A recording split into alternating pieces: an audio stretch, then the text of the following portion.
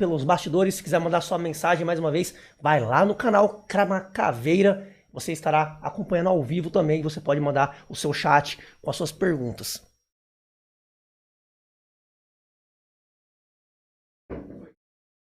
Shalom Caveiras, tudo bem? Wesley Jimenez, sejam bem-vindos ao mais um Caveira Podcast. Ô Júnior, são tantos canais que eu já ia falar que é a P Caveira. Esse é um vídeo pro Caveira Podcast. Estamos ao vivo no canal Crama Caveira, mas lembrando todos em casa que esse ao vivo vai ficar salvo depois apenas no canal Caveira Podcast. Então, se você também não é inscrito ainda, depois o Otávio vai deixar o link aí no chat para você também se inscrever no Caveira Podcast. E hoje, para participar da nossa live, da nossa entrevista, o faixa preta, instrutor de Krav Maga, presbítero, tem 15 pós-graduação e consultor estratégico da marca Krav Caveira, meu amigo Júnior César Santiago. E aí, pessoal, Caveira, tudo bem? O tema de hoje é polêmico, é um tema que está tomando uma grande repercussão nas redes sociais, mas não é algo que só acontece com os famosos, né, Júnior? Não, na verdade é muito mais comum do que a gente... E esse é o problema. Quando tá muito comum e já passou a ser normal, entendido normal, quando não é normal. Estamos falando sobre a violência doméstica. O caso que tomou repercussão aí foi do DJ Ives, e eu até fiz um post, Júnior, falando assim, por que o caso do DJ Ives te choca tanto? Por que te incomoda tanto? Porque é alguém famoso? Lembre-se que nesse exato momento, ao lado da sua casa, talvez algum vizinha esteja sofrendo isso. Na sua família, talvez esteja alguém sofrendo isso nesse exato momento. Mas a gente vai deixando acontecer, vai fechando os olhos e a coisa piora, né? Às vezes parece que faz parte do cenário, né? A gente encara, por exemplo, tá no metrô, milhares de pessoas. Alguém começa a agredir a outra, normal, parece que está incorporada ao ambiente. Essa sensação de normalização entra na nossa mente, aceitar coisas que não deveríamos aceitar de jeito. E aí a nossa mente começa a se fechar para aquilo que realmente importa. E aí a gente banaliza a vida passa a ser banal. E esse é um risco muito caro. Um dado estatístico que nós temos do Atlas da Violência de 2020 e 2021 ainda não saiu, né? 2020, 25 mulheres são agredidas por minuto no Brasil. E aí, Júnior? Quando a gente está conversando, sofrendo, sendo agredida, sendo coagida, muitas vezes está na mão dela até a possibilidade de mudar essa situação. Está denunciando, está reagindo. Está reagindo no sentido de brigar com o agressor, que pode ser 2 vezes o tamanho dela? Não. Estou falando de reagir no sentido de mudar a sua própria mentalidade, de enxergar a situação em que ela está e sair disso. E tem modos de sair. Há modos de sair. Com certeza. Pessoal, vai dando um retorno pra gente se o áudio está chegando bom pra vocês, se a imagem está chegando boa pra vocês, pro Otávio fazer a conferência final antes de começarmos a discutir sobre o que fazer para prevenir e, se necessário, reagir em situações de violência doméstica. Como você pode não ser vítima, como fazer para não ser vítima e entrar nos dados estatísticos do Atlas da Violência. E você também pode orientar outras pessoas com as quais você se importa, pessoas aí, seu vizinho, alguém da sua família, pode estar sofrendo esse problema agora mesmo. E aí, Otávio, como é que tá o áudio? A galera tá dando feedback? Pessoal, lembrando que o Otávio tá moderando aqui os comentários, então as dúvidas que vocês tiverem, pode deixar no chat e o Otávio vai passar para nós e vai abrir uma oportunidade para fazer as perguntas. E se você quiser furar a fila, quiser ter a sua pergunta aí respondida com prioridade, tem o superchat, qualquer valor que você fizer, vamos dar prioridade para a sua pergunta. Vamos lá, Júnior. Quando a gente fala de violência doméstica, as pessoas têm aquela ideia assim, o cara é um cara extremamente violento, do dia pra noite deu uma facada na mulher. Não é assim, né? Há uma escalada de... Na verdade, é uma escada, né? Uma escada que vai subindo.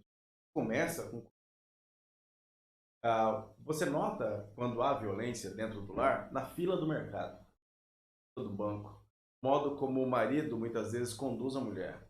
A gente tem pouca mania de observar o ambiente, uma coisa que Caveira já muda. cabeça do caveiro é diferente. Mas quando eu estou no mercado, eu tenho muito o costume de ler o ambiente e olhar as pessoas. Por vezes, na fila do mercado, com o meu carrinho na frente, esperando, eu vejo o modo como o marido está posicionado ao lado da mulher. Muitas vezes a mão dele está pressionada no quadril, muitas vezes está segurando o braço. Quando você começa a perceber e ler essas informações, você fala, peraí, a sintonia entre o casal está diferente. Há algo diferente no casal. Muitas vezes a mulher ou o marido estão andando em distâncias diferentes dentro do mesmo ambiente. Você começa a ler. Então você olhando na rua, você no mercado, no seu ambiente, consegue observar já situações pequenas, mas que indicam que há uma animosidade no ambiente, entre aquele casal. A mulher que está dentro dessa situação, ela muitas vezes ainda está fora da casinha. Ela ainda não enxergou que ela está numa situação de perigo iminente. Muitas vezes ela fala, não, olha, ele está estressado, o trabalho está difícil, aconteceu alguma coisa, e aí vai deixando isso de lado, vai varrendo esses pequenos sinais para debaixo do tapete. Tem um provérbio que eu gosto muito, eu digo sempre assim, a gente desvia das grandes montanhas, mas escorrega nas pequenas pedras. São os pequenos sinais que nos dizem, muitas vezes, nos antecipam algumas situações alarmantes lá na frente. São exatamente uma rachadura aqui e uma rachadura ali que me mostra que aquela ponte não é viável de eu entrar. Principalmente se eu tiver em um contexto pesado, se eu tiver num carro, se eu tiver num caminhão. Então, opa, existem sinais, rachaduras que me dizem, não entra aí que é fria, você vai quebrar. A mesma coisa acontece em relacionamentos. Você sabe que aquele relacionamento está sendo abusivo, começando a ser abusivo. Se você deixa isso avançar, ele vai escalar a violência. Quanto mais fácil ser violento, mais se abusa. Você já disse isso em vários vídeos também sobre isso. Já conversou sobre isso em alguns vídeos. Quanto mais fácil é para o agressor progredir essa violência, mais ele vai agredir. Porque a sensação de domínio, de poder, de subjugar o outro é prazerosa. Se é prazerosa para alguém que exerce isso em nome da lei, você imagina para alguém que está simplesmente, muitas vezes, maquiando uma sensação de inferioridade. Ele nunca... A chefe dele, mulher, humilhou ele no serviço. Ele chega em casa, quer humilhar a mulher, que é a primeira referência que ele tem, que ele deve subjugar. Então você tem essas conexões que nos mostram que a violência é comum, está se tornando comum. Você enxerga ela em todos os lugares. A gente tem que tomar muito cuidado com esses pequenos sinais que muitas vezes podem indicar que esse agressor vai continuar agredindo, vai ter mais violência envolvida e aí é a hora de parar. Uma coisa que me chamou muita atenção, Júnior, eu acho até seria até engraçado se não fosse trágico, né? A gente acontece lá um feminicídio, um assassinato, um espancamento, e aí a reportagem vai entrevistar os vizinhos. Vai falar assim, e aí, sobre o fulano aí, né? O vizinho fala, nossa, eu nunca percebi nada. O cara é tão gente boa. Eu nunca imaginei que ele fosse matar a mulher a facadas. Eu nunca imaginei que o cara espancava a mulher dentro de casa. Como a sociedade, como as pessoas, elas não conseguem identificar, né, um agressor. Ou elas tampam os olhos pra isso. Né? Porque vai entrevistar o vizinho é sempre assim, eu nunca imaginei que esse cara faria isso. Então, as pessoas, elas esquecem, né, que aquele cara que parece legal, bacana, um exemplo de cidadão, dentro de casa ele mostra a sua verdadeira face, né? É que a imagem que o vizinho tem é aquela assim, todo mundo é gente boa. Partem das premissas erradas. Né? A ideia de que o ser humano originalmente é bom, que ele vai se tornando mal. E aí, a primeira premissa de todo mundo é que todo mundo é bom. E aí, o que acontece? O vizinho olha pro outro, não, isso acontece lá em São Paulo, acontece no Rio de Janeiro, isso acontece em Nova York, isso acontece em outro lugar, na minha rua, não. Do lado da minha casa, não. Então, o primeiro tampão que acontece na mente das pessoas é esse daí. Não, acontece em qualquer outro lugar, menos aqui, próximo a mim. Então, o primeiro tampão. Aí vem um segundo tampão. Não, meu vizinho, quem mora do meu lado, obrigatoriamente, já que eu sou gente boa, tem que ser gente boa. Então, segundo tampão. Aí entra mais um tampão ainda. O cara fala, não, ele conversa comigo, ele diz bom dia pra mim, ele me ajudou a cortar a grama, ele me ajudou, então me emprestou uma ferramenta, pronto. isso já é indício de que ele é bondoso em todos os atos da vida dele. Isso é um engano. Se a gente parte da premissa caveira, a gente inverte a posição dessa mentalidade, se a gente enxerga todo mundo é mal até que se prove ao contrário, que é pesado, mas a verdade é essa, todo mundo é mal até que se prove ao contrário, essa pessoa deve ganhar a minha confiança e assim eu abrir a possibilidade de entendê-la como uma gente boa, como uma pessoa que não tem intenção de me agredir, mas até o primeiro momento te conheci, prazer. Toda a minha mentalidade deve ser, você é mal. Você pode me agredir, então eu vou estar sempre alerta. Gradativamente você vai mostrar para mim que você não é mal. Vai quebrando essas minhas barreiras com relação a você até que travemos uma amizade. E pronto, aí acabou. Aí essa barreira se quebrou. Mesmo assim, a minha mentalidade vai ser sempre, eu tenho que tomar cuidado, preservar-me, né? E o vizinho que tem a mentalidade invertida, não caveira, o que acontece? Ele se blinda, cheio desses montes de tampões, tentando viver nesse mundo de ilusão de que o mundo é belo, é tudo cor-de-rosa, as coisas ruins só acontecem lá longe de mim, não acontecem próximas a mim. Todo mundo vai ser atingido, mas a minha família e eu não. E aí esse tipo de mentalidade facilita a cegueira. E aí a pessoa não ouve, vê, não consegue entender por que aconteceu aquilo. Ele só se surpreende quando o caso vem a público. Além desse tipo de mentalidade, sabe outra coisa que eu observo, Júnior? A falta de mentalidade. Mentalidade alguma. Não, nenhuma, né? Além de ter uma mentalidade de achar que todos são bons, tem pessoas que pela rotina, correria do dia a dia, a pessoa simplesmente não tem mentalidade alguma. Ela nem sequer pensa se alguém é bom ou ruim. Ele cruza pelo vizinho anos sem nem saber o nome do vizinho. Já aconteceu com você? É um monte. Eu vou dizer porque nessa casa nova que eu tô morando, eu já tive o prazer de conhecer todos os vizinhos.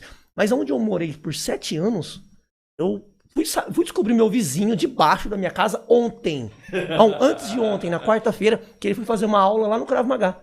Nossa. Aí ele falou, sou seu vizinho, cara. Eu falei, meu vizinho da onde? Da casa de baixo. Eu falei, sério? Ele falou, é. Eu falei, caramba, cara. Olha só. A gente tem essa correria do dia a dia, né? Eu tenho 2 autores que eu acho fantásticos, tá, gente? Eu vou indicar sempre algum autor, algum livro, porque eu leio bastante.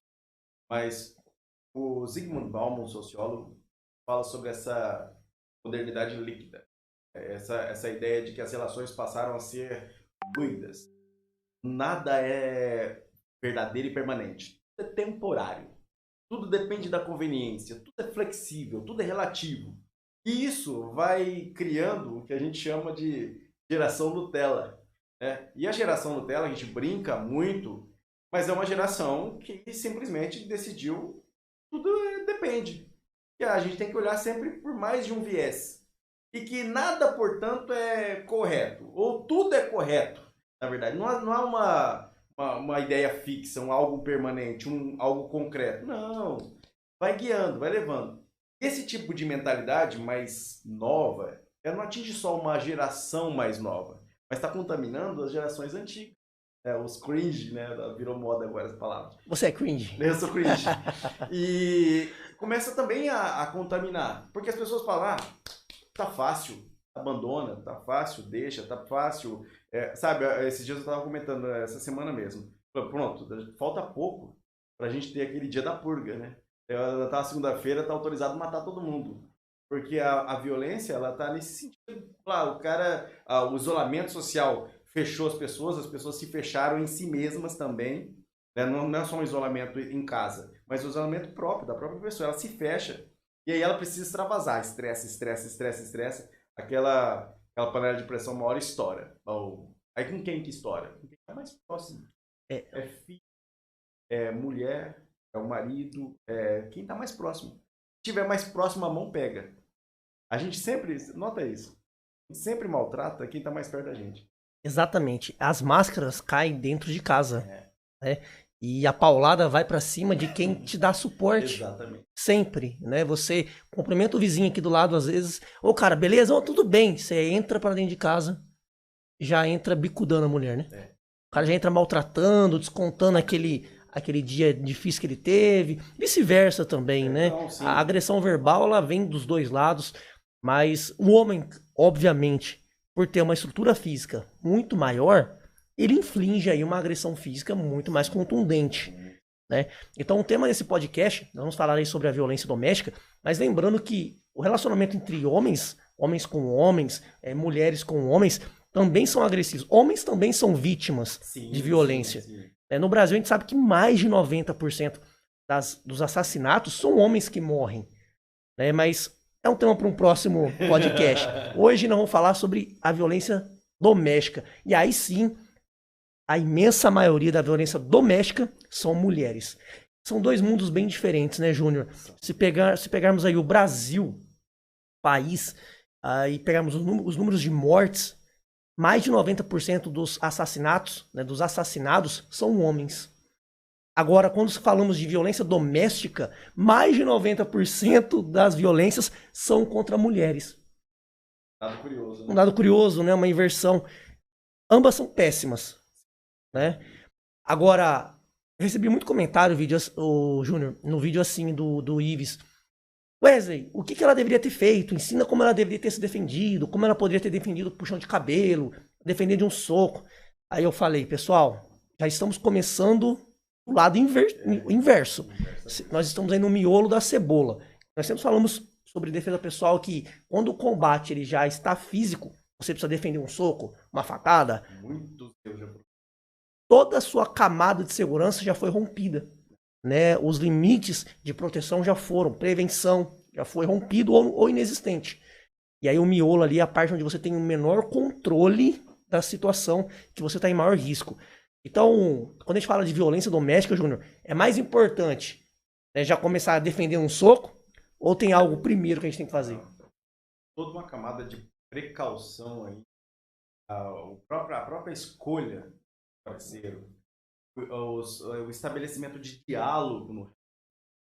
Eu já conversei com muita gente, né, numa das minhas atividades, principalmente em época de aconselhamento, em que você percebe que não há conversa, diálogo. Como? Não entra na minha mente como uma pessoa pode se casar com outra, por exemplo, e não conversar com ela. Peraí, eu não converso com a minha esposa, eu não converso com o meu marido, eu não tenho diálogo dentro de casa. Peraí, se eu não tenho diálogo dentro de casa, como eu acerto os pontos? Como eu estabeleço limites? Como eu digo, até aqui vai, mas daqui para frente não? Como eu flexibilizo os limites que a gente colocou no começo do casamento? Por exemplo, as situações mudaram. Que tal a gente flexibilizar tal coisa e tal coisa e tal coisa? Como é que eu acerto os pontos em que a educação de filhos, como é que eu acerto o ponto até onde eu posso ir na cama, por exemplo? Né? Tudo. Como é que eu acerto se eu não tenho diálogo? E aí me deixa muito entristecido e preocupado quando eu percebo que a maioria dos pontos em que há agressão, na maioria não, eu posso não dar um dado estatístico, talvez você tenha, mas eu não tenho esse dado estatístico, de que provavelmente a imensa maioria, a esmagadora maioria dos casos de agressão, houve um caso de não diálogo antes. Não houve possibilidade de conversa. A conversa, na verdade, eram monólogos separados. Era linguagem violenta. É um gritando para o outro aquilo que estava dentro de si. E nem sequer ouvindo o que o outro está dizendo. Quando isso acontece, há ruído na comunicação, ninguém entende ninguém. Se ninguém entende ninguém, não tem forma de você ter qualquer tipo de conciliação aí. É a hora em que, não querendo ouvir o outro, o modo de ser ouvido é agredindo. E aí a coisa começa a degringolar e aí é ladeira abaixo. Um caso curioso, Júnior, é que as pessoas esquecem que a violência raramente começa assim. O marido se dá bem com a esposa, vice-versa, e aí um dia ele acorda encapetado e fala, vou dar uma facada nela. Né? A informação que a gente recebe da mídia muitas vezes dá essa impressão. Né? Você ouve o vizinho falando que o cara sempre foi um bom vizinho, e aí você fala, pô, o cara surtou, será? Né? Do nada ele acordou e falou, hoje eu vou dar uma facada na minha mulher. Né? O cara pirou. E quando a gente vai estudar mais a fundo esse relacionamento, nós notamos que existe a escalada da violência, né, que começa muitas vezes uma violência verbal, hoje é xingamento, daqui a pouco é um empurrão, daqui a pouco o cara joga um copo na esposa, vice-versa, ambos se desrespeitam, daqui a pouco o cara pega mais forte no braço da mulher, a mulher dá um tapa no cara e a conversa se encerra por ali. Ela estapeia o cara aperta o braço dela, vai dormir de cara feia. Na outra semana, amanhã tá tudo bem. Na outra semana, qualquer discussão, o cara já não só mais aperta o braço dela, mas ele puxa o cabelo dela. Daqui um dia o cara tá dando um tapa na cara dela. E a mulher muitas vezes, como a gente sempre menciona, por uma dependência talvez econômica, psicológica, afetiva, ela pensa, coitado, né? Ele vai melhorar. Ele chora e fala que isso não vai acontecer de novo, que ele estava estressado. E ela perdoa, seja por qual motivo da dependência dela. Às vezes é emocional. Emocional. E aí aquela escalada de violência um dia culmina numa facada, né? Numa agressão violenta.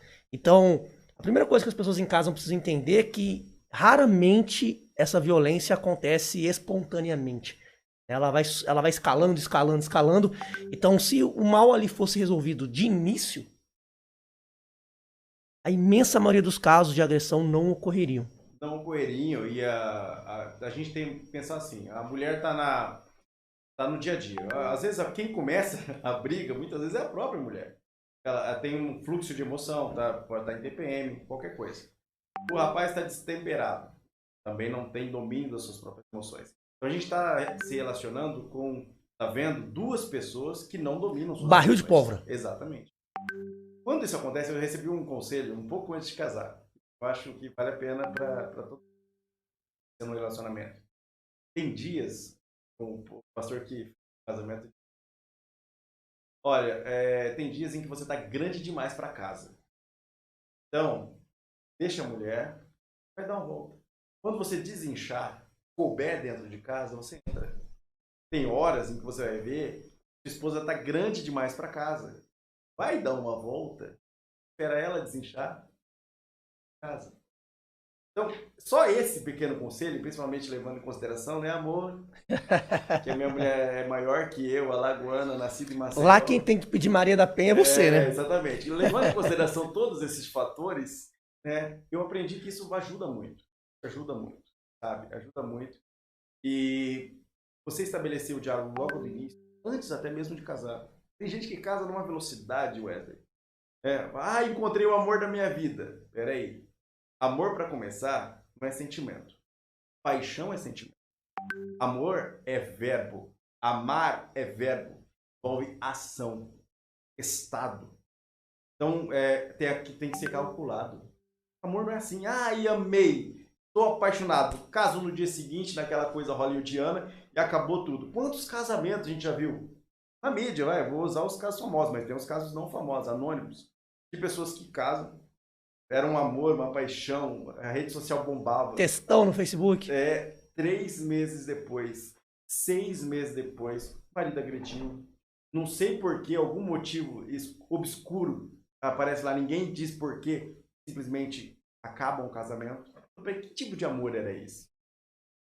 Como a gente pode chamar de amor algo que dura tão pouco?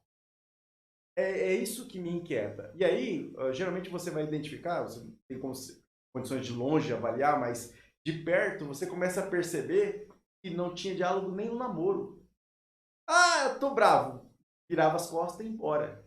Era fácil resolver quando namorava, né? Aí passava maquiagem no rosto, no outro dia, no outro final de semana, se unia de novo. Não, esqueçamos o que aconteceu. Não, peraí, não é assim que funciona. No namoro você não esquece o que aconteceu, você discute. Porque o namoro é a antecipação do casamento. É o momento que você conhece a pessoa e avalia se ela é a pessoa que você quer viver com o resto da vida. Então, se você não discute, você não briga, a hora de brigar, de discutir, de acertar os ponteiros é namoro. Casamento não é o momento de brigar. Casamento é o momento de você conduzir a vida. Agora vocês não são mais 2. São 1. E se eu machucar o outro, eu estou machucando a mim mesmo. E aí o homem não percebe isso, a mulher não percebe isso. O que acontece? Eu me machuco machucando o outro. E eu me machuco sendo machucada pelo outro. O que era amor, vira ódio. O que era ódio, vira mágoa. O que era mágoa, muitas vezes, vira morte. Por causa de eu não ter, desde o início, controlado o meu pensamento e meu temperamento para estabelecer diálogo e relacionamento antes de decidir casar. Decidiu casar, o namoro não foi um treino, Não foi treino. não foi treino, e aí você começa a se deparar, Júnior, com uma relação abusiva. Aquela relação que eu falei, hoje começa uma discussão, daqui a pouco é um empurrão. Tá aí já um sinal que a pessoa ela tem que tomar uma atitude enérgica para coibir essa escalada, né? E o que você recomenda pra galera, Júnior? Primeira coisa, nunca alteie a voz dentro de você. É homem, discipline-se a não aumentar a voz, e você vai acostumar a fazer isso. Você, mulher, o homem alteou a voz para você, mande bastar. Opa, neste tom não. Pronto. Você não precisa brigar. Você não precisa pegar um vaso e tacar no marido ou tacar na parede ameaçando tacar no marido. Isso também é agressão. Mas simplesmente dizer, olha, chega, voz baixa. Porque, na verdade, a gente modula pelo outro, né? A gente tem eu vou falar de neurociência aqui, mas eu não sou um neurocientista, tá? Mas eu gosto muito de neurociência. A gente tem um conjunto de neurônios chamado neurônios espelho. Eu respondo a você, você responde a mim. É algo natural. Quer um exemplo? Se eu começar a gargalhar aqui, vai segurar, segurar, segurar, mas vai rir. Se alguém gargalha dentro de um metrô, você já deve ter visto vídeo na internet, a pessoa começa a gargalhar e as outras começam a rir também. Porque esses neurônios respondem ao outro. É o que nos torna humanos, os que não é capazes de se relacionar. Se a outra pessoa grita comigo, eu falo, por quê? Eu falo baixo. A outra pessoa obriga-se a diminuir o tom de voz para poder falar, para poder entender o que eu estou falando para ela. Se eu tento gritar mais alto ainda do que a outra pessoa, ela vai tentar gritar mais alto ainda. Porque, na verdade, a altura da voz é um símbolo de força. E aí começa tão famigerada briga. Se eu modulo a voz para que ela baixe o tom, eu começo aí a diminuir a possibilidade do marido continuar gritando. Você não é ficar quieta. Você não tem que ficar quieta. Porque se você ficar quieta, está dando uma chave na mão dele dizendo pode escalar a violência. Pode continuar violento. Eu vou continuar submissa. Não funciona. Deve simplesmente posicionar-se firmemente, mas baixar o tom de voz. Por que você está? Para tentar entender aquilo que você está falando, ele vai ser obrigado a baixar o tom de voz. E se ele não baixar o tom de voz, pegue suas coisas, saia. Pessoal, estão vendo que antes de pensar em defender uma facada, um soco, um chute, nós temos que falar sobre a prevenção, né, sobre a escalada da violência. Tire da cabeça que se defender de uma agressão doméstica é você simplesmente saber a defesa técnica, o combate corpo a corpo. Claro que o combate corpo a corpo é o fator de vida ou morte, né, de você sobreviver ou não a uma agressão, de você sair com dignidade, né, de uma tentativa de agressão ou não. Mas até agora o que nós falamos não envolve nenhum soco, nenhum chute, não envolve nada. Envolve apenas sabedoria, né, de relacionamento, e envolve também você colocar um limite para tudo. Né? Você tem que deixar muito claro no relacionamento, ó, isso aqui eu não aceito. Isso aqui eu não aceito. E se for necessário, né, você, como o Júnior disse, sair da casa naquele momento, saia. Né? Não desacredite que a violência vai escalar. Principalmente se o cara chega bêbado, drogado, ali não existe razão. Né? Então, você querer discutir com alguém que tá sem razão, pérolas aos porcos. Você vai estar falando com a parede.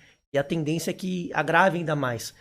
O grande problema, Júnior, é que realmente eu vejo que, especialmente falando das mulheres, por causa da agressão doméstica, evitar tomar uma atitude, né, porque está preocupado com o parceiro, porque o ama, porque tem dependência econômica, porque tem dependência moral, dependência psicológica. Se você não se conhecer e conhecer os seus limites e estabelecer limites nesse relacionamento, pode ser abusivo, vai estar dando passo para o próximo nível e ali pode ser que você não consiga mais administrar nada. É que você tenha que se defender de um soco, de um chute, de uma facada. Então, eu acho que a imensa maioria das violências domésticas seriam evitadas se já na primeira fase fosse coibido. Desde o primeiro momento, a mulher começa ela cerceia esse território. Ela não cede esse. Digamos assim que a casa está em pé de guerra. Que os ânimos estejam exaltados. você cria o que a gente chama de defesa de território.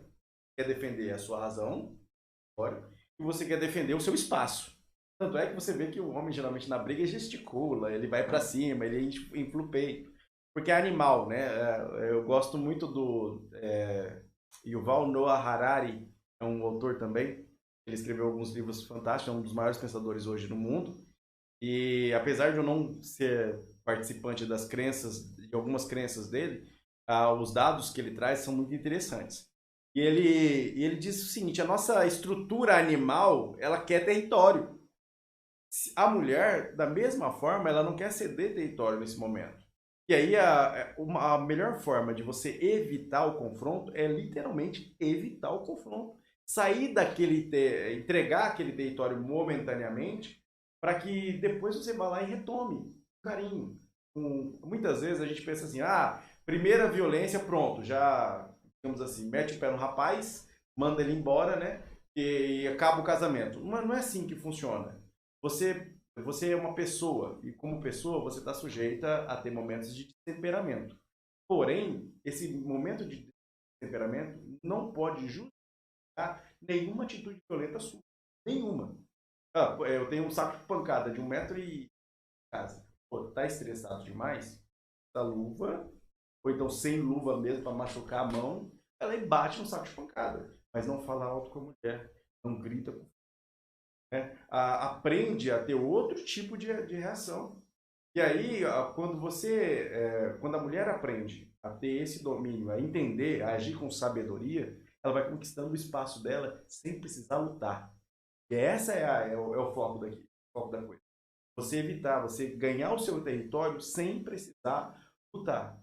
E aí você conseguir dobrar aquele valentão e, de repente, reconquistar o seu marido até. Né? Mas sempre já no começo.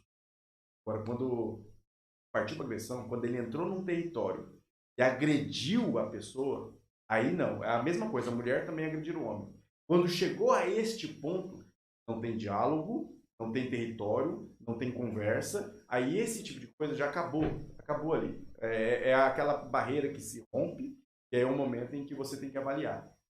Vale a pena você permanecer naquela situação e correr o risco, arriscar sua vida, simplesmente dar um basta definitivo, sair para a família, para a delegacia e resistir a tudo isso, acabar com isso. Algo que eu vejo que é muito presente nesses casos de violência doméstica é a falta de respeito, muitas vezes mútuo. Né? Você vê, o cara xinga a mulher, ridiculariza, a mulher vai lá, dá um tapa no cara, empurra, unha. Isso também já é um indício de um início de uma agressão.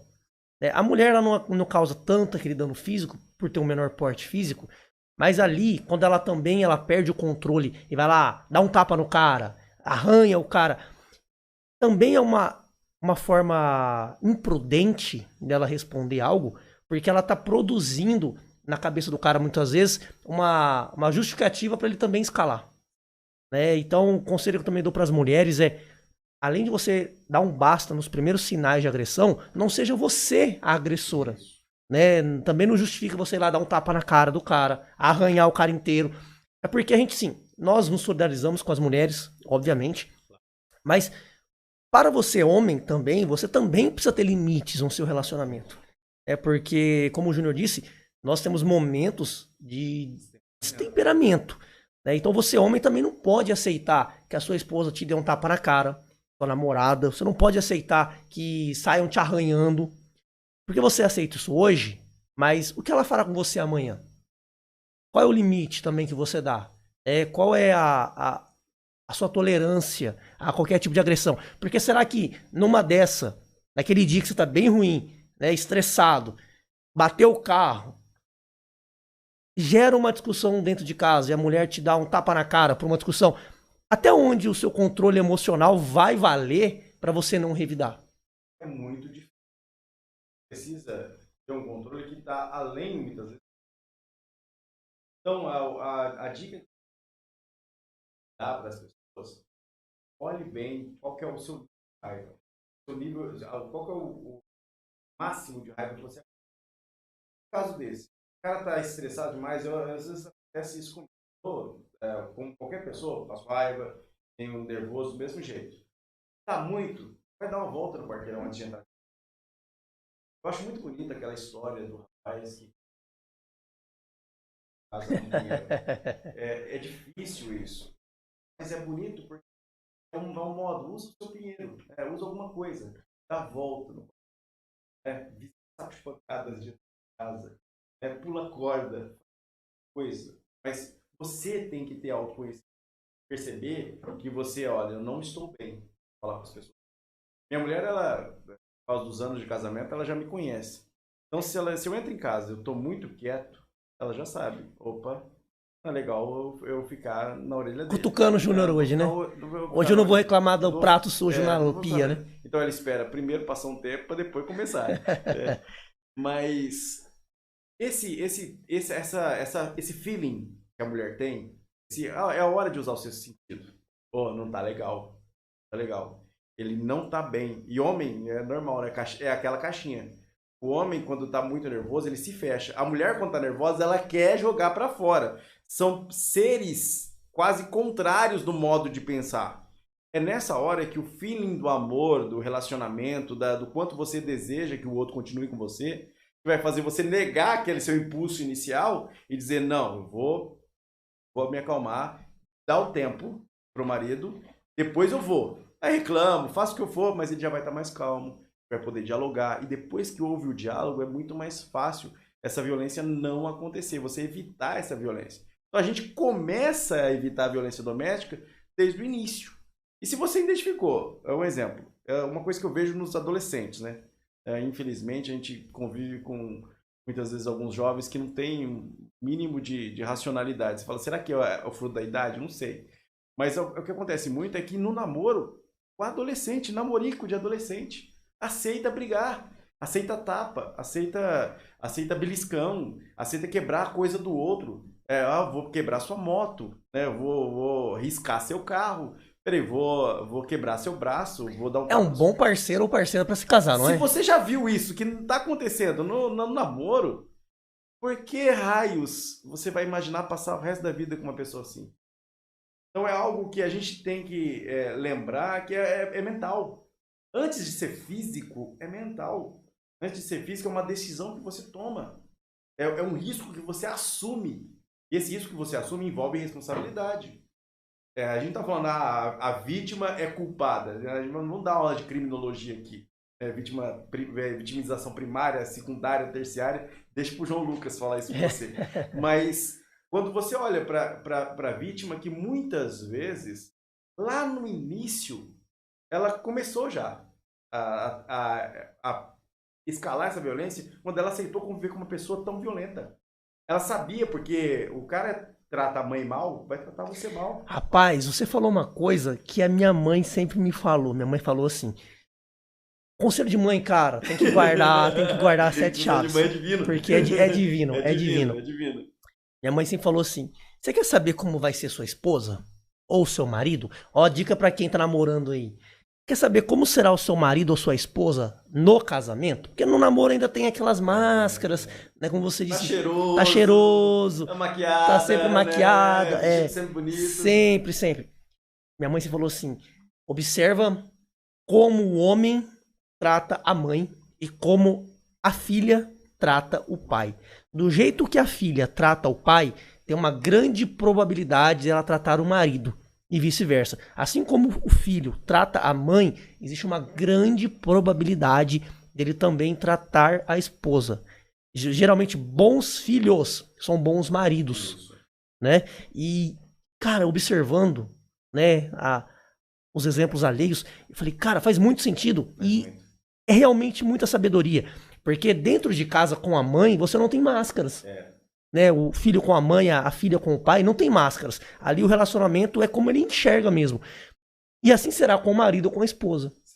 Então, se o filho é agressivo com a mãe, já tome cuidado. Se o seu namorado, se o seu namorado, por qualquer motivo, ele já é agressivo com a mãe, já xinga a mãe de tudo que é nome, não tem respeito, ergue a voz, taca as coisas dentro de casa, acredite, ele fará o mesmo ou pior com você. Sim.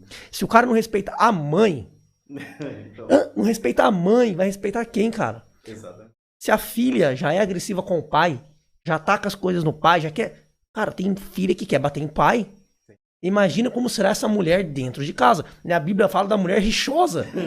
Melhor morar num canto de telhado do que com uma mulher rixosa numa casa ampla. Provérbios 25, 24. Então, esses feeling, né, essa sabedoria que a gente vai aprendendo com os mais antigos, já evita muito problema. Agora, Júnior, não tive o feeling, não evitei o problema, e vou falar agora pelo lado da mulher, que é a maior vítima da agressão. O marido xingou ela um dia, e agora na outra semana o cara deu um empurrão e ela caiu sentada. O que fazer? Olha, cada caso envolve um conjunto complexo de variáveis, né? Mas vamos falar sobre o que é a linha mestra da coisa. As primeiras ações devem ser feitas.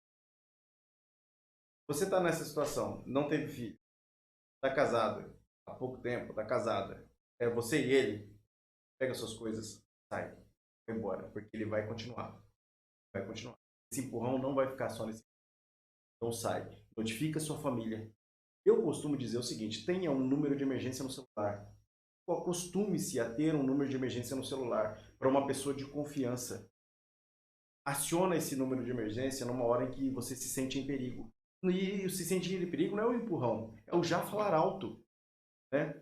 Deixe isso pronto. Tem essa válvula de escape. Você não sabe se ele trancou a porta, né? Você começou a perceber que há um indício de escalada de violência, comece a ter essas precauções de ter a quem chamar, de alertar alguém, de deixar alguém sobre aviso.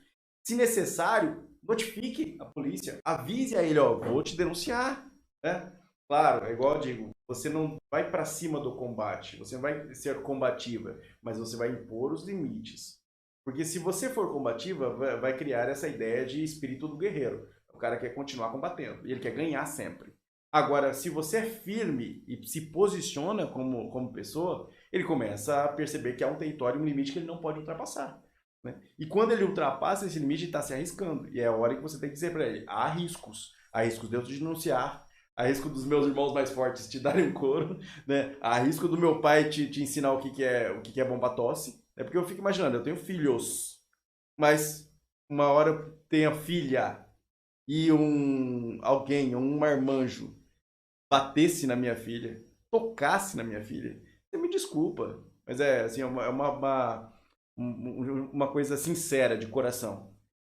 Eu prefiro já fazer um contrato com um supermercado. Falar assim, ó, quantas cestas básicas você consegue me vender por dia? Ah, por mês. Tanto. Faz mais barato? Faço. Então vou lá. Fórum, cesta básica. Lesão corporal não deu de natureza grave? Vamos lá, vamos pagando cesta básica até o rapaz aguentar. Vai continuar com a minha filha? Pra isso que serve a faixa preta, né, gente? Se não servisse, né? E aí, eu fico imaginando essa situação. É uma brincadeira séria, né? Tem que deixar claro. Ninguém vai bater na sua filha. Não vai permitir que algo aconteça desse jeito. Prefiro responder processo, pagar pensão pro cara o resto da vida, do que deixar isso acontecer. É uma posição de pai, tá? Posição sincera. E não posso deixar, a mulher da mesma forma não pode deixar que essa escalada de violência progrida. Aconteceu o primeiro passo, telefone de emergência, denúncia, saia fora. Ah, mas eu dependo totalmente dele. Nós vamos falar, olha, eu estou numa situação de periferia, numa situação, ou nos grandes centros também há, nos grandes bairros também há, nas grandes mansões também há. Eu sou exclusivamente dependente dele, fisicamente, emocionalmente, tenho filhos, tudo em mim gira em torno desse cara. E aí ele me agride. Nós estamos numa situação limite aí, né? Você vai ter que pesar duas coisas nessa balança. O quanto essa dependência pode ser base para você aceitar isso. Ser saco de pancada de alguém ou ser saco de humilhação de alguém, né? Será que vale a pena?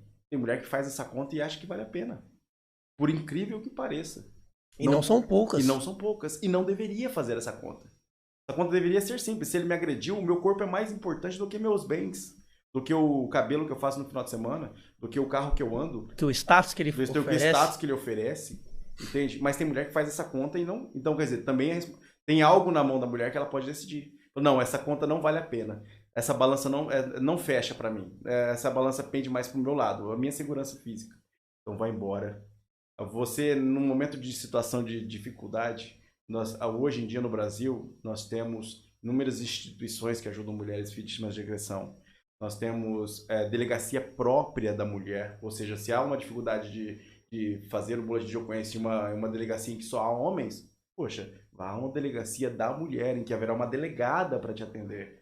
Né? Mas faça isso. Não deixe essa violência escalar e chegar a um ponto em que você vai perder todo o status que você tinha, todo o dinheiro que você tinha e ainda a vida. Uma coisa que me chamou muita atenção, Júnior, nesse caso do DJ Ives, que tá aí na mídia. Você assistiu as imagens? Eu vi algumas imagens, mas da alguns revolta. Trechos. Eu não sou muito... Eu assisti várias imagens lá que vazaram na internet. O que me chamou muito, muito, muito a atenção é que tem filmagens de dias muito diferentes. Sim. Não é uma imagem de um dia que aconteceu a violência. Você tem uma imagem de um dia do cara, na presença da funcionária ali, da mulher que trabalha na casa, ele agredindo a esposa. É absurdo. Uma outra filmagem onde tem um homem presente, que é um outro dia. Uma outra filmagem em um outro cômodo, parece que é o quarto do bebê. Ou seja, as filmagens da casa mostram que essa violência, ela não foi única. É uma violência que se repetiu vários dias, em várias circunstâncias, em momentos diferentes. Ou seja, não foi a primeira vez, não foi a segunda, não foi a terceira, e não foi a primeira vez a agressão. Em todas as imagens, em dias diferentes, em momentos diferentes, eram agressões fortes. O que levou essa mulher a ficar calada ou a tolerar tanta coisa em dias diferentes? É isso que me coloca em dúvida muitas vezes. E eu digo, o homem está totalmente errado em agredir a esposa. É um covarde, um canalha. Mas mulheres, assumam também a sua parcela de responsabilidade pela sua segurança. Exatamente. Assumam o ônus pela sua segurança. Né? Não seja conivente com o agressor. Exatamente. A vítima maior é você. Você vai pagar o maior preço de ser conivente com esse agressor. Né? Assuma também a responsabilidade de falar, basta, chega. Eu não aceito. E ali a gente não sabe o contexto, se é uma dependência econômica, se é uma dependência social, se é uma dependência emocional, se é paixão. A gente não sabe qual é essa dependência. Mas nenhuma, né, Júnior, justifica você aceitar repetidas agressões assim, né? E é uma conta fácil de se fazer. Se existe uma ideia de que o amor é o enlace de duas pessoas, em que elas se tornam uma só, e a pessoa aceita se autoagredir, ou seja, agredir o outro, é como se tivesse se autoagredido. Se ela faz isso é porque não existe amor. Ela já não está enxergando mais essa relação como uma só carne. Ela está individualizando tudo. Ela já se vê só e vê a outra como um atrapalho, como alguma coisa que bloqueia um objetivo, ou com alguma coisa que já não traz sentimento de amor, mas um sentimento de ódio. Se há já toda essa atmosfera de sentimento, de agressividade, vale a pena ficar nesse ambiente? Vale a pena continuar nessa situação, mesmo que seja, por exemplo, no caso do DJ Ives, em que o bebê é pequeno, né? Se o cara ignora pessoas dentro da casa dele, a empregada, a funcionária, o outro rapaz, um funcionário que quer que seja que esteja ali, que também, me perdoe, mas foi um banana. Covarde, né? Poderia ter pelo menos, né, colocado o corpo na frente da situação, né, de uma agressão, mas vai lá. Tudo bem, mas se o cara aceitou agredir uma outra pessoa íntima sua esposa, na frente de outro, seria tecnicamente um desconhecido ou um pouco conhecido, até onde essa pessoa pode chegar? Imagine o grau já de desrespeito que já existia todos os dias. Já é absurdo. E pelo que eu vi, parece que ainda tentou se justificar colocando a culpa na mulher, o que é muito comum do agressor. Sempre jogar culpa a vítima, né? Desde Adão, né? Foi a mulher que me deu, né? Foi a mulher que o Senhor me deu. Todo mundo tem culpa, não fui eu, né? Então, assim, sempre a culpa joga pro lado da mulher. A Eva que é o problema. Mas quem bateu foi o homem. Se eu não tenho domínio sobre o meu próprio braço, se eu não tenho domínio sobre mim mesmo, se eu tô tão destemperado assim, que eu não me controlo, então, poxa, eu tô no lugar errado. Eu preciso me autoanalisar, preciso perceber. Se eu tô numa situação de estresse muito, muito forte, vai embora. Vai para outro lugar. A mulher tá nesse ponto, chegou a esse ponto, ela é uma pessoa difícil de se lidar, arrume outro jeito, terapia de casal tá aí, se ama, né? Se ama, dá pra lutar, né? A terapia de casal tá aí, tem muita coisa aí, mas chegar ao ponto de uma agressão de um lado ou de outro é quando os limites são cruzados e aí já não existe mais modos paliativos de tratar o caso. Tem que ser modo direto. Denúncia, saída, rompimento, o que quer que seja que cesse aquele tipo de escalada de agressão. O pessoal em casa deve estar meio surpreso. Talvez eles imaginaram assim, vamos aprender a defender um soco, um puxão de cabelo, e não falamos nada sobre isso. Porque isso você pode aprender em algumas das nossas escolas, nos nossos cursos online, mas essa parte da prevenção é a parte onde você tem o maior controle da situação, é onde é a zona de maior segurança para você, é onde os problemas são evitados. Otávio, tem alguma pergunta aí pelo Instagram, pelo YouTube? Não? Ninguém foi agredido em casa aí? Ninguém que bom, tá hein? Fechando da nossa fala, que beleza. Que beleza. Ninguém apareceu. Isso Me preocupa quando concorda, eu gosto quando discorda. Ninguém discorda de alguma frase nossa ainda? Então, aproveitando, pessoal, a gente vai continuar esse podcast, mas aproveitando, falando aí dos nossos patrocinadores, o NX CrossFight, você que mora na cidade de São Paulo e quer treinar o Krav Maga Caveira, temos o instrutor Giovanni Miranda aí em São Paulo. Se você mora longe de alguma escola do Caveira, não se preocupe, o Giovanni atende VIP, ele vai até você. Você que tem uma escola de arte marcial e quer colocar o Krav Maga Caveira aí, entre em contato também com o Giovanni pela NX CrossFight Defense e você vai ter o Krav Maga na sua escola. Outro patrocinador, a NX Digital. Nós sabemos que quem não está na internet está fadado a desaparecer. Ou você está na internet ou você não está em lugar algum. Então a NX Digital trabalha com marketing digital. Para você, empresa ou funcionário autônomo, né, trabalhador autônomo, dentista, um médico, você também precisa estar na internet. Então a NX Digital faz todo esse trabalho também. O Otávio vai deixar o contato, o site, o WhatsApp aí no chat. Lembrando, temos aí a Nato Clean, que patrocina também essa live. E a Stun Stick, Stun Tactical, que trabalha com equipamentos de segurança e proteção. Ô Júnior, tem aqui na minha mão um bastão retrátil feito. Tava testando ele agora. O Júnior aqui nos bastidores já estava testando. Curioso. Gostou? Gostei. Achei impressionante. Muito leve. Mais gostoso ainda é bater com ele. Isso aí eu já tenho que testar. Mais gostoso ainda é bater com ele. O Otávio também vai deixar aí o site da Stun Tactical, que produz o Stun Stick, que são bastões retráteis flexíveis que realmente aguentam o impacto. Eu já tive aqueles bastões Xing Ling flexível. Cara, aquilo era horrível. Eu tinha uma bola de ferro na ponta ainda. Você já teve aquele de mola? Aquele de mola? Não, de mola não. Eu já tive um flexível de mola. Aquilo batia mais na gente do que nos outros. Pior que é verdade. E pesado ainda, né? Nossa, pesado demais. Esse aqui tem o peso ideal para que qualquer pessoa realmente consiga se defender. Ô Júnior, violência doméstica é realmente um caso grave. É um problema real, mas as pessoas às vezes elas vão empurrando com a barriga. Eu vejo que nada mais do que o reflexo de como as pessoas lidam com os problemas no dia a dia, né? Normalmente as pessoas elas protelam, elas empurram com a barriga, elas tapam o sol com a peneira, tapam o sol com a peneira e só tomam uma atitude quando se torna insuportável ou na situação mais crítica possível. E a violência doméstica é mais um caso em que isso acontece, né? Olha, tem um caso que eu achei emblemático, uma história emblemática. Uma pessoa estava, acho que foi uma palestra do Leandro Carnal, se eu não me engano, em que eu vi essa história. Ele dizia que uma mulher estava falando sobre, ela foi presa e colocada sob tortura. E o torturador já estava acostumado a fazer determinado procedimento. Queimava ela com cigarro, batia com chicote, vários tipos de tortura. Ela disse no relato dela que o maior momento de apavoro dela quando trocaram o torturador. Olha isso, trocaram o torturador. Ela já tinha se acostumado com aquele torturador e com aquela tortura. Então quando trocou o torturador, ela entrou em pânico e aí ela tremeu toda a estrutura dela. Até com a tortura a gente se acostuma. Até a tortura vira uma zona de conforto e isso é um problema, porque a mulher passa a entender aquela situação como a zona de conforto dela. Não, eu sei até onde ele pode ir. Não, você não sabe.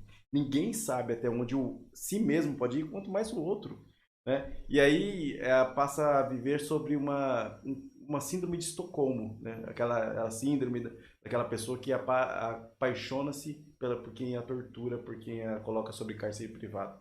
O agressor, ele acostuma a mulher a isso. Ele bate e depois assopra. Bate no dia seguinte, traz presente, traz flores, fala palavras bonitas. E aí pronto, a mulher acha que aquilo ali é só um momento. Só que vira uma amnésia direto. Toda semana acontece a mesma coisa. Não, toda semana é um caso isolado. Não existe isso de caso isolado toda semana. Caso isolado frequente, não existe isso. Então a mulher, ela precisa sair dessa zona de conforto, que é uma tortura que, contrassenso, a zona de conforto dela é tortura, né? A zona de conforto dela precisa romper essa zona de conforto. Ela precisa quebrar essa mentalidade de que ela está vivendo simplesmente uma fase da vida que vai mudar. Não, não é assim que funciona. Sai disso. Que, eu vou ter que trabalhar. Eu vou ter que pedir para o meu pai para voltar. Melhor isso, melhor qualquer humilhação, melhor qualquer submeter-se a qualquer tipo de qualquer trabalho necessário para sair dessa situação, do que você arriscar uma escalada de violência em que essa pessoa, além de destruir a sua alma, né, porque ela não destrói só o corpo da pessoa. Quem leva um tapa, o dano físico não é relevante, mas o dano psicológico é muito grande, né? E quando isso é permitido, quando isso vai escalando, isso destrói a mulher por inteiro. Destrói a autoestima dela, destrói a beleza dela. Ela se acha feia. E aí você ouve os casos das mulheres comentando. As mulheres começam a achar que elas são culpadas disso. Elas começam a se vitimizar, se colocar como culpada nessa situação. Não, eu tirei ele do sério. Não é você que tirou ele do sério. Porque ele deveria se conhecer e nem sequer relar em você. Então, se isso aconteceu, essa situação deveria ter sido interrompida já. Não deixe que isso vire uma zona de conforto. Tem que ser deixado muito claro isso para as mulheres. Não deixe que a tortura e a agressão e a palavra torta e o xingo se torne a sua zona de conforto. Saia disso. A gente vive numa sociedade tão violenta hoje que se relativizou muito o conceito de violência. Né? E o que antigamente chocava, hoje já não choca mais. Hoje se torna apenas mais um número na estatística. Isso é triste. Isso é triste quando você encara uma situação violenta como algo assim, já nem me causa nojo. É o caso de... estamos falando de violência doméstica em relação à mulher. Nós podemos falar em relação às crianças. Né? O caso de um pai que espanca o filho dia após dia e dia após dia. Eu não estou falando de uma correção normal, que muitas vezes a criança precisa ser corrigida. Até a Bíblia fala sobre fustiga menino com a vara. Mas eu estou falando de agressão. Falando de agressão, de você deixar marca na criança, de você causar medo, terror, pavor psicológico na criança. Quando você entra nesse nível de discussão, quando o pai aceita destruir um filho assim, matar um filho, como a gente vê, ou o filho matar o pai, quando isso chega a esse ponto, a gente observa a humanidade, começa a perceber que tem algo errado aí, tem algo faltando aí, né? Isso não está certo, isso não é natural, né? É antinatural isso. Então esse tipo de atitude, ela deve ser coibida dentro da própria família e fora da família, na sociedade, no poder público. A gente falou muito assim do que a gente pode fazer, aquilo que está na nossa mão. Muitas vezes a gente ficar esperando demais, não dá tempo da polícia chegar antes das facas entrarem. Né? Não dá tempo de você ligar para o pai que está na outra cidade para ele vir te defender. Então a pessoa precisa aprender a se defender. Inclusive a criança.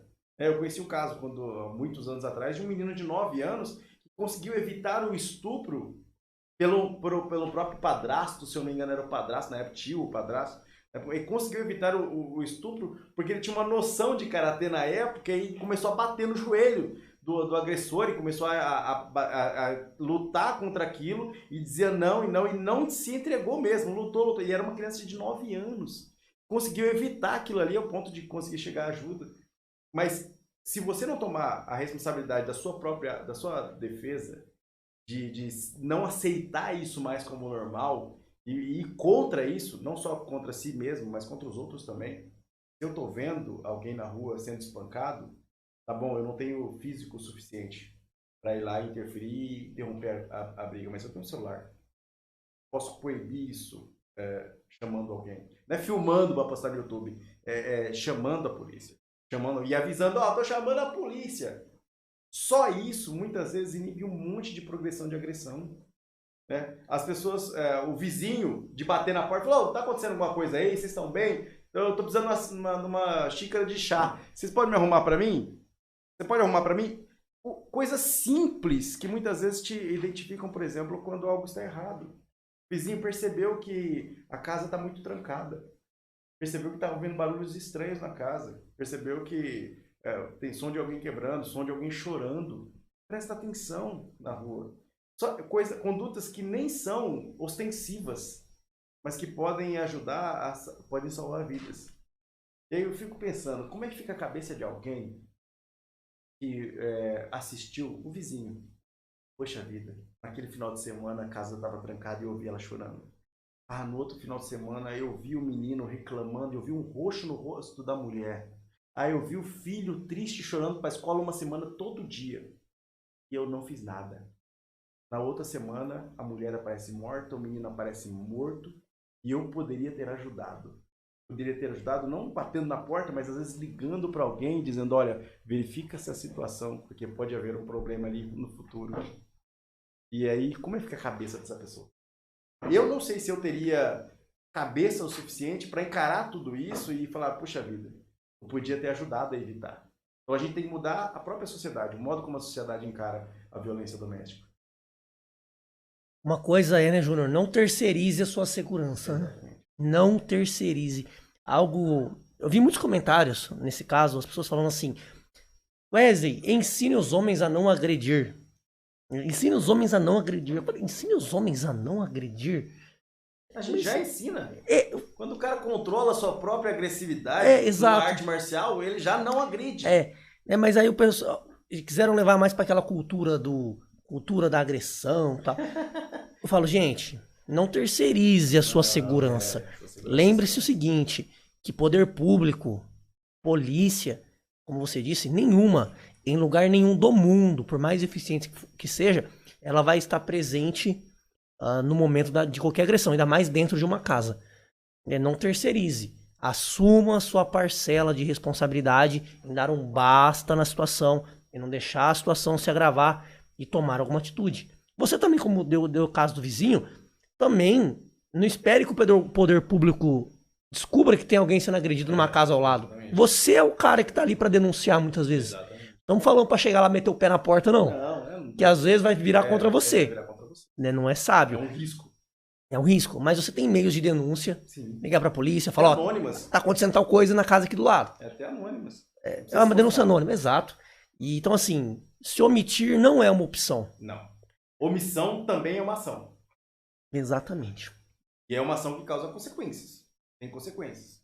Conviver com, às vezes, uma culpa, ou pelo menos um resquício, a suspeita de uma culpa, de ter permitido que uma escalada de violência acontecesse próximo a você, também é um sentimento muito pesado. Ô Júnior, para nossas considerações finais, para você poder jantar. Daqui a pouco a patroa tá ligando e não tem problema. E aí, Júnior, manda um recado para todas as mulheres aí desse Brasil que sofrem agressão ou que temem ser vítimas de uma agressão. Mulheres, eu costumo ouvir muitas vezes de mulheres dizendo, eu amo demais. Às vezes o problema tá aí. Ele não ama de volta. Amor não acontece com uma pessoa só. Tem uma visão errada. Paixão acontece. Paixão nasce em uma pessoa só. Amor não. Amor sempre é em casal. Amor sempre precisa haver duas pessoas para amar. Então, se ele não te ama ao ponto de não se amar também e agredir você, você está fora de uma relação de amor. Não fique em uma relação que não há amor. Porque o objetivo da relação é exatamente o amor. Se ele não existe relação aí. Então, não permita que desde o primeiro sinal esse amor se acabe a partir da agressão, a partir do momento da agressão. Você, de início, já interrompe isso. Com posicionamento, com denúncia, com decisões. E se avalie. Veja o tamanho, tenha autoconhecimento. Veja o quanto até onde você pode aceitar um movimento agressivo da outra pessoa. Não deixe isso acontecer. Não permita que você sofra as consequências da raiva de outro, da falta de amor de outro. Mesmo que o seu sentimento seja de paixão, seja de afeto, muitas vezes essa pessoa não corresponde. Então não permita que você sofra pela falta de um sentimento em outra pessoa. Acho que essa é a maior dica. Não permita que isso comece, para não ter que enfrentar o fim dessas coisas. Então, assuma a responsabilidade pela sua vida e dê um basta no primeiro sinal de violência. Coloque os seus limites muito claros sobre a mesa para que a coisa não piore. E lembre-se, nenhum caso de violência grave contra a mulher dentro de casa acontece do dia para a noite. Vai começar nos pequenos detalhes e cabe a você cuidar da sua vida. Procure a ajuda necessária, polícia, denúncia, ONGs, mas faça alguma coisa por você. Aprenda a se defender. Aprenda a se defender também. Júnior, muito obrigado pela presença. Eu que agradeço, Estreando aqui o podcast no Casa Nova, estúdio novo. E se você gostou desse tema, temos um canal só de podcast, então essa live completa estará depois lá no canal Caveira Podcast. O link vai ficar aí no chat para vocês acessarem. Um grande abraço a todos e vencer Caveira!